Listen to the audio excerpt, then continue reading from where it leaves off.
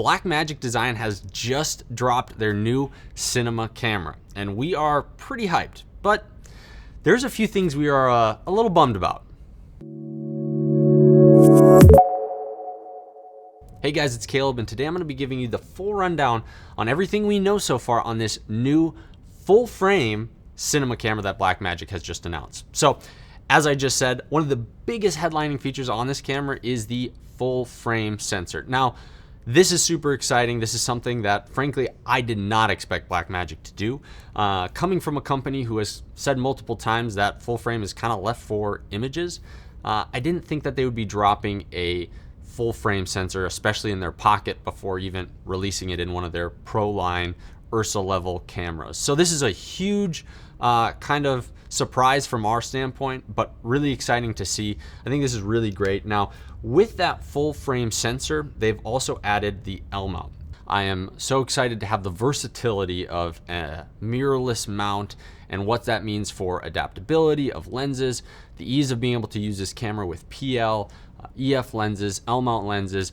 It just adds so much more versatility to this camera. I think it's really worth noting, and I think it shows the direction Blackmagic is moving with the rest of their cameras in the future. So that's the second really big announcement with this camera. The third is the change to CF Express Type B cards. Now, for one, this adds huge speed gains in terms of read and write, which is awesome. But the second thing is the price for capacity that you get is much better than something like the CFast cards the Pockets had and even the Ursa had. So I think this is a great move. I think that this is the right way to go. Personally, I'm really excited about it. While we obviously have tons of CFast cards, I'll be happy to switch those CF Express Type B cards just because of the advantages and the gains that we'll get with those cards. So that's the third thing. Now, getting into some of the details of the camera and the sensor itself. So it is like I said before, a 6K full frame sensor, but beyond that, it's actually a 3:2 aspect full frame sensor. And this becomes really awesome for things like anamorphic shooting. You now have all that extra vertical room on that sensor for full frame anamorphic shooting, which is amazing. And even if you're not doing anamorphic, you still have that option to basically shoot more vertical pixels, which would allow for more reframing in post, even if you are shooting, say, or finalizing in something like 16:9 aspect ratio. So I think that's really great. That's really cool to see, especially in a camera this price. The other thing that is listed on the site is it is 13 stops of dynamic range, which means it is right in line with the Pocket 6K. The Pocket 6K is also listed to have 13 stops of dynamic range. The other thing is it is dual native ISO of 400 and 3200. So that again is the same as the Pocket 6K sensor. The new full frame 6K is obviously going to have bigger pixels on it, which I would hope means it's going to have a little bit cleaner noise on it, but we'll have to wait and see until we get the camera. Another couple additions new with this camera. The first is the optical low pass filter. This is so awesome to see. I know this is something people have complained about forever. There's been third-party options like raw light that people have been adding in for optical low pass filters and IR cut filters. So I'm really excited to see and test how this performs with this optical low pass filter. It's really exciting to see that Blackmagic is adding some of that value into those cameras and paying attention to what the users want, as this was, I know, a huge complaint of Blackmagic users with these cameras. The other thing they've added is the ability to record proxies. So these are lower, I think it's 1080p, they're lower quality H.264 proxies. And I think the real big reason for them adding this is the cloud integration that they're starting to do with their cameras and creating that cloud collaboration and cloud editing more easy and quicker and a more seamless process overall. So that's really what those proxies are for, but I think it's so great to be able to take that process out of the software, the editing software, and just have it in camera so that you're ready to go when you offload. Now this camera is coming in priced at $25.95. So for $2,600 you can get into a full frame 6K raw capable recording cinema camera, which is pretty bonkers that you can get this type of camera for that price. Now it doesn't have some of the features that other mirrorless cameras do have, but I think for that price that is still extremely competitive.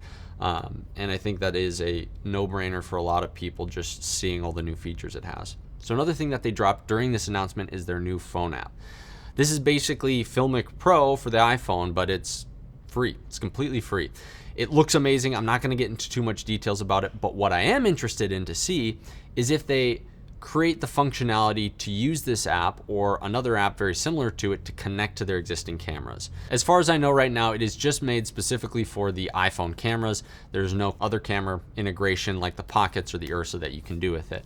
But my hope is that you would be able to use this app similar to what Red has done, where you can have live view, you can change camera settings, dig into the menu and stuff like that. So we're going to keep our fingers crossed. Hopefully they can do something like that, add that functionality for their line of cameras down the road. But for right now, we are stuck just using the basic Bluetooth apps that are out there that allow for camera settings, but no live view functionality.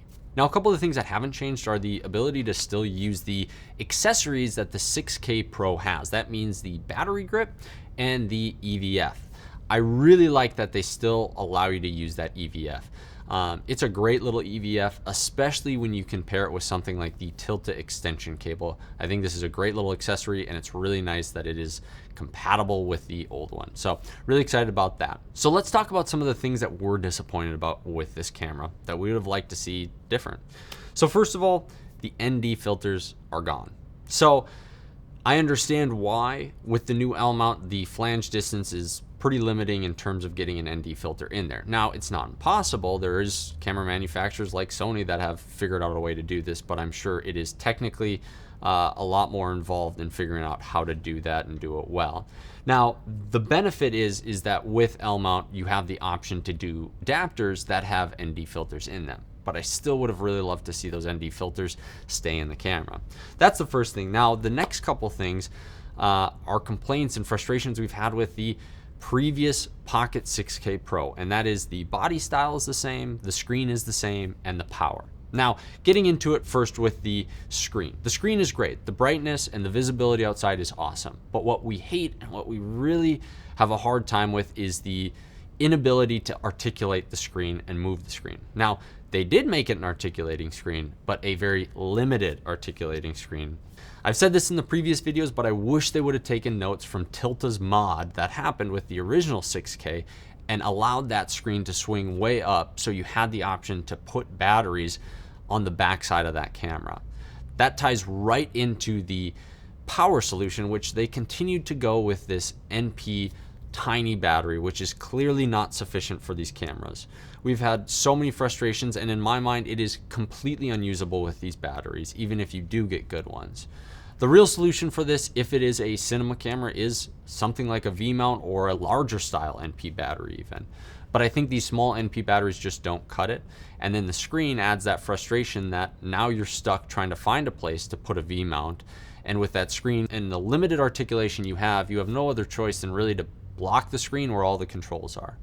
So all in all, the body, in my mind, could have stayed the same if they would have added the functionality of being able to physically move that monitor to a different spot or position on the camera itself. Because this would also solve the power issue of where do you put a V-mount battery on it. Now, maybe Blackmagic is cooking up something different with these cameras down the road, and I'm sure that they probably are.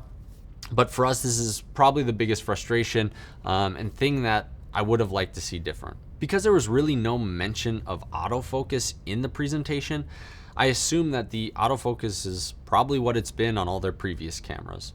So I don't think there's going to be much of a change with that, but who knows? Maybe that's something they can improve now that they have the L mount, and maybe that's something that'll get better with time as well. Now, the other thing that we will have to test out once we actually get this camera is the rolling shutter. Now, as some people know, because you have a bigger sensor on that camera, sometimes that tends to mean that the rolling shutter can get worse or harder to deal with that larger sensor and keeping that rolling shutter more minimal. So that's something that we're gonna have to find out if it's manageable or if it's gonna be a problematic issue for this camera.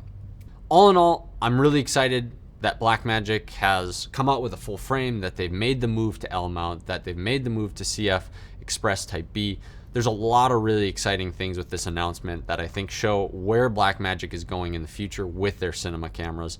And I'm excited to see the future cameras that they have in store for us. Now, obviously we don't have the camera, but we do have one on order. So we are excited to get it in our hands, and you can be sure we will be coming out with a full review once we get this camera. So if you guys are interested in seeing that, make sure you hit that subscribe button and that bell notification so you're notified when that video comes out.